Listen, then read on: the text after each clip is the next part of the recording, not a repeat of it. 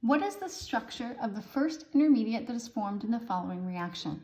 If we take a look at this reaction, we can examine the starting material and the product to see what has happened. And we should notice that we have a bromide attached to this benzylic carbon in the starting material.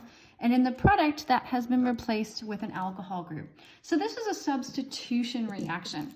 And so we have two possible substitution pathways that we should consider. We have the Sn1 pathway, which is the stepwise pathway, and we have the Sn2 pathway, which is concerted.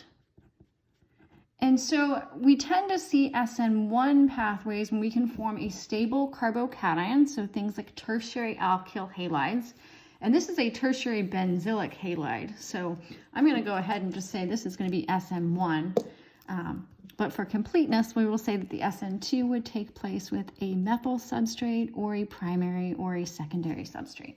All right, so if this is an Sn1 mechanism, the very first thing that's going to happen, and I'm just going to abbreviate that benzene ring as a phenyl group. So we've got this alkyl halide. The first thing that happens is the leaving group leaves, giving us this tertiary alkyl halide that is also stabilized by resonance through that benzene ring. So this is the first intermediate that we're going to form, and that's what we're being asked about. So that is option A. So that is the very first intermediate. I'm going to go ahead and finish this mechanism just for practice. And so after we form that carbocation, it's very stable, it's not going to rearrange.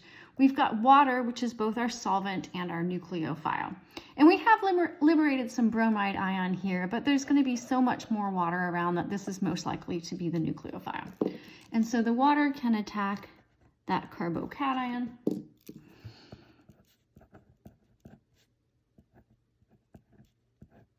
So there's the new bond between the oxygen and the carbon, and we still have both of the hydrogens attached to the water. And then in the final step of this mechanism, we can remove a proton here. So if we want to form HBr, we can go ahead and use the bromide ion to do that deprotonation. You could also use another molecule of the water, which would probably be more accurate, actually. Okay, but this will give us the products that are shown here.